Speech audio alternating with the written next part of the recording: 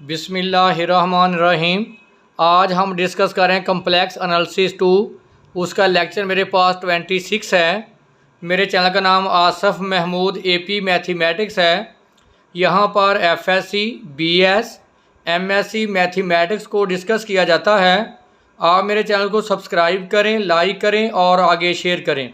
हमने इस चैनल पे डिफरेंट सब्जेक्ट को अपलोड किया है, जिसकी टोटल जो हमारे पास प्ले लिस्ट हैं या टोटल जो सब्जेक्ट हैं वो 24 हैं और उनका लेक्चर के साथ लिंक मौजूद है और आप इन वीडियोस को जाकर देख सकते हैं और आगे शेयर भी कर सकते हैं।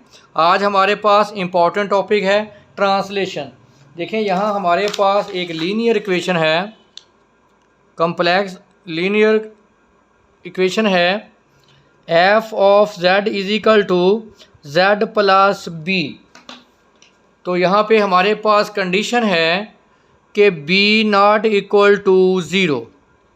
तो ये हमारे पास जो इक्वेशन है इसको हम कहते हैं लीनियर ट्रांसफॉर्मेशन। और यहाँ जो हमारे पास b है ये कॉम्प्लेक्स कांस्टेंट है।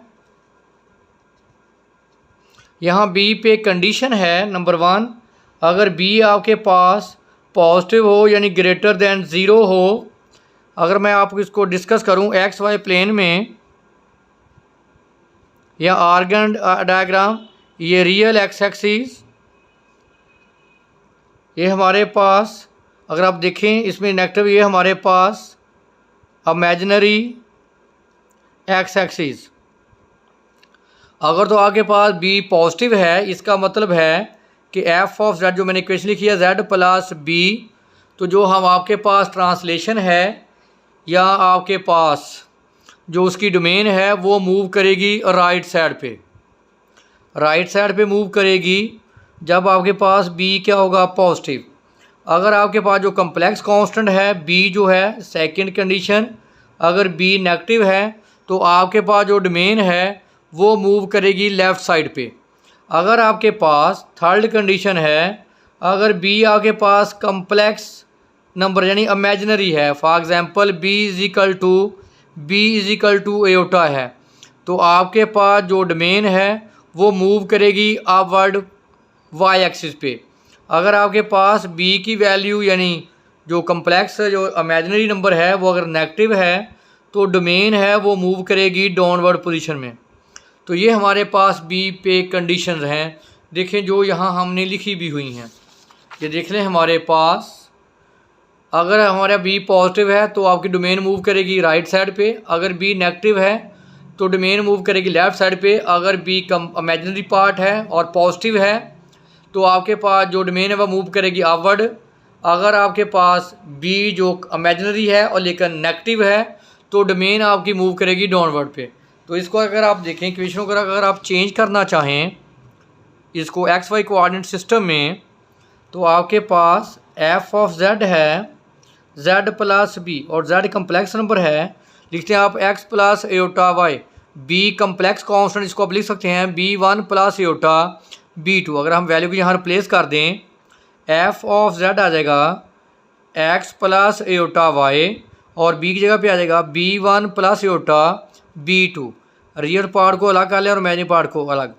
x plus b1 plus aorta common ले लें y प्लस b2।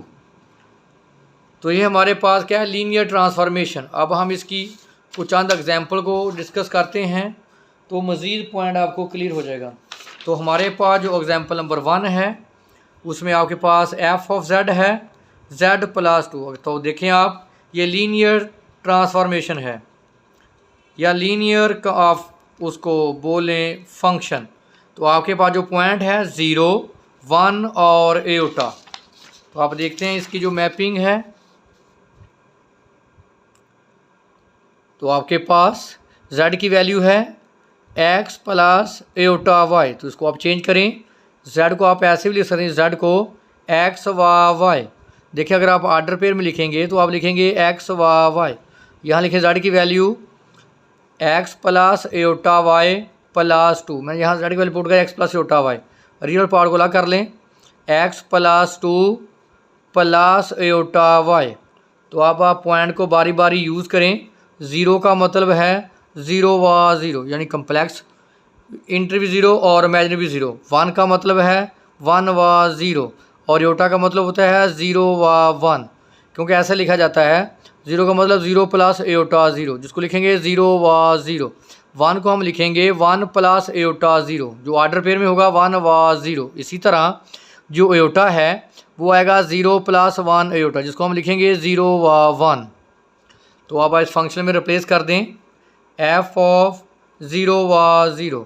देखें x की वैल्यू 0, y की वैल्यू 0, यहाँ पुट कर दें 0 प्लस 2 प्लस एयोटा 0, तो क्या आ जाएगा 2 प्लस एयोटा 0, या आप इसको सिंपल लिख सकते हैं 2 व 0।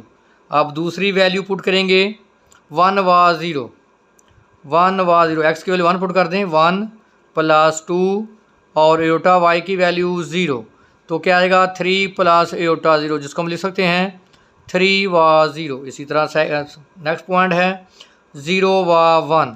अब x की वैल्यू 0 है, 0 प्लस 2 और एयोटा 1, तो क्या आ गया 2 प्लस एयोटा 1, जिसको हम लिख सकते हैं 2 व 1। अब आप इसकी डायग्राम ड्रा करें। जो हमारे पास पहला पॉइंट है जिसको आपने एक्स वाई, उसको आप जी प्लेन कह लें, और इसको हम अक्सर बोलते हैं डब्ल्यू प्लेन। ये हमारे पास जी प्लेन है और साथ हमारे पास आ जाएगी डब्ल्यू प्लेन। देखिए इसमें जो पॉइंट है 0 व 0, ये आ गया 1 व 0, ये हमारे पास पॉइंट आ गया 0 व 1। इन तीनों को मिला लें तो देखें हमारे पास क्या बन गया ट्राइंगल। अब इस नई को ड्रा करते हैं।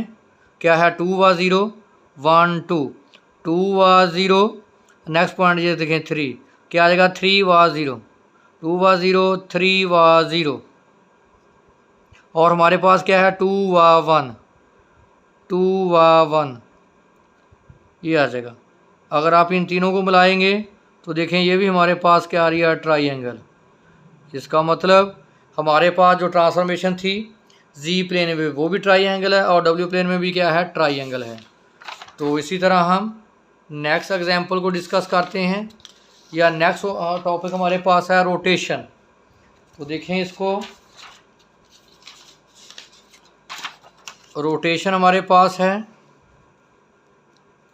पहले ट्रांसलेशन थी, अब क्या है रोटेशन। रोटेशन का मतलब है एंगल का मूव करना।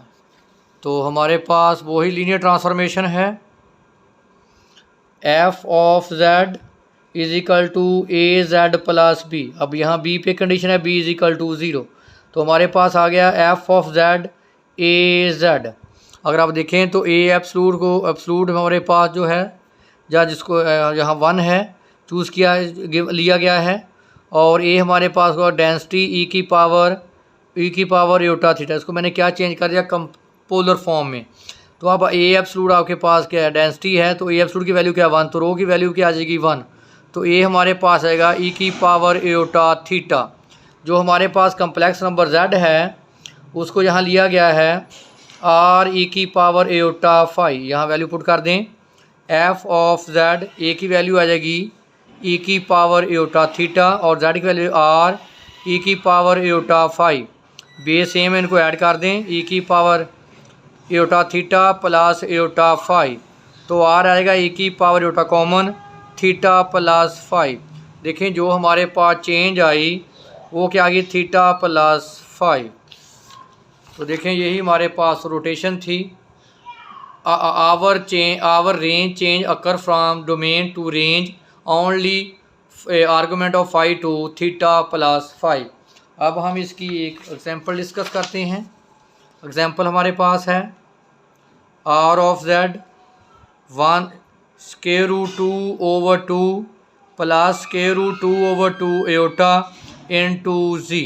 तो अभी आप देखें जो रोटेशन में आपने कंडीशन पढ़ी थी आपके पास जो गिवन थी कि f of z plus b, तो देखें इसमें बी क्या था 0, तो देखें इसमें जो बी आ रहा है वो क्या आ रहा है 0। तो इसका मतलब ये किसका काम कर रहा है आपके पास, जैसे मैं लिखा था ए जेड प्लस, ये किसका काम कर रहा है ए का। अब आप लेते हैं इसकी मैग्नीट्यूड जो किसके बराबर आनी चाहिए थी 1 के। तो अप्लाई करें इसको, रियल पार्ट का स्क्वायर स्क्वायर रूट 2 ओवर 2 का स्क्वायर, इमेजिनरी पार्ट का स्क्वायर स्क्वायर रूट 2/2 मैग्नीट्यूड, तो ये आ जाएगा हमारे पास 2/4 और 2/4, तो एलसीएम लेंगे, क्या आ गया 4, 2 + 2, तो ये हमारे पास आ गया 4/4, तो क्या आ गया 1। तो देखें ए एब्सोल्यूट की वैल्यू हमारे पास क्या थी 1। अब हम थीटा निकालेंगे, जो क्या था थीटा टेन इनवर्स y/x, तो टेंजेंट इनवर्स देखें आप कम्प्लेक्स को लेते हैं x + एटा y, देखें ये y को शो करता है और ये x को, तो y आ जाएगा स्क्वायर रूट 2/2, नीचे x की वैल्यू आ जाएगी स्क्वायर रूट 2/2, ये कैंसल, तो टेंजेंट इनवर्स क्या आ गया 1, तो जो हो गया π/4। इसका मतलब जो हमारे पास रोटेशन है, जो उसमें चेंज है वो क्या है π/4। तो देखें ये हमने डिस्कस किया इसकी रोटेशन को। नेक्स्ट हमारे पास है मैग्नीफिकेशन। नेक्स्ट जो टॉपिक है मैग्नीफिकेशन, जो हमारे पास है m(z) से नोट किया गया है, जिसमें अब लिखा था कि f(z) = az प्लस b = 0, तो क्या आ गया f(z) = az।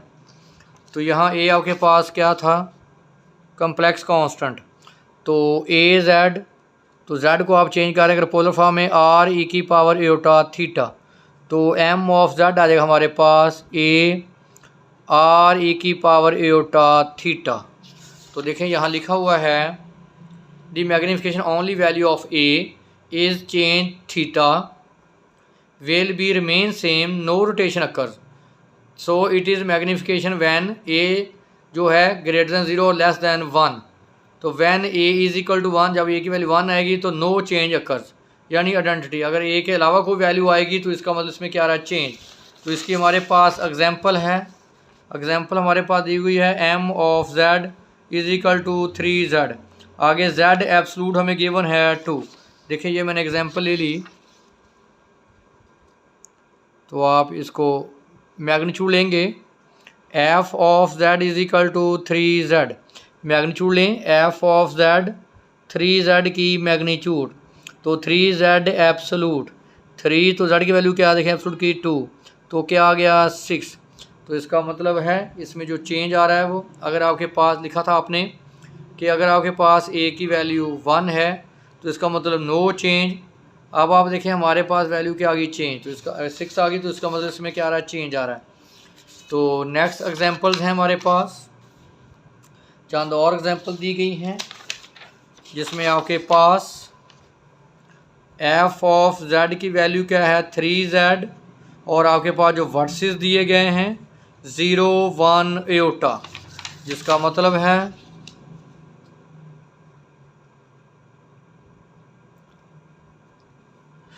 ज़ीरो का मतलब है 0 व 0, 1 का मतलब है 1 व 0, एटा का मतलब है 0 व 1। तो आप इसको चेंज कर सकते हैं, z की वैल्यू पुट करें x व y, यहाँ 3, z की वैल्यू x + एटा y, क्योंकि z क्या होता है कम्प्लेक्स नंबर, जिसको हम लिखते हैं x + एटा y, तो ये आ जाएगा 3x + 3 एटा y f(x) व y। 1/1 ये पॉइंट पुट करें, पहले हम देखें जी प्लेन ड्रा करते हैं, जिसको आप बोलते हैं आर्गन डायाग्राम। इसको जी प्लेन है, इसमें देखिए पॉइंट क्या है 0 व 0, ये पॉइंट आएगा 0 व 0, फिर 1 व 0, फिर 0 व 1। इन आप तीनों पॉइंट को मिलाएंगे तो देखें हमारे पास जी प्लेन में क्या आ रही है ट्राइंगल आ रही है। अब हम इसको चेंज कर लेते हैं, पहला पॉइंट पुट करें 0 व 0, 0 व 0, 3 व 0 + 3 एटा व 0, तो क्या आ गया 0 + एटा 0, पॉइंट क्या आ गया 0 व 0। अब पॉइंट यूज करते हैं 1 व 0, यानी x की वैल्यू 1, 3 × 1 + 3 एटा 0, तो क्या आ गया 3 व एटा 0, क्या पॉइंट आ गया 3 व 0। अब पॉइंट है 0 व 1, यहाँ रिप्लेस करें 3 × 0, 3 एटा × 1, 0 + 3 एटा, जिसका मतलब 0 व 3। अब आप W प्लेन पे ड्रा करें, आपके पास पॉइंट क्या है, 0 व 0, 0 व 0, और क्या है 1 2 3, 3 व 0, और 1 2 3, 0 व 3, इनको मिलाएं। देखें डब्ल्यू प्लेन पे भी हमारे पास क्या है, ट्राइंगल। इसका मतलब जो ट्रांसफॉर्मेशन हमारे पास है उसमें जी प्लेन पे भी ट्राइंगल बन रही है और डब्ल्यू प्लेन पे भी क्या है, ट्राइंगल है। इस तरह हमारे पास कुछ चंद और एग्जांपल्स हैं जो आप ख़ुद डिस्कस करेंगे। अगर इसमें कोई इशू हो तो आप हमारे साथ शेयर कर सकते हैं। ये वेरी इंपॉर्टेंट लेक्चर था, इसमें कोई मसला हो तो आप हमारे साथ शेयर करें।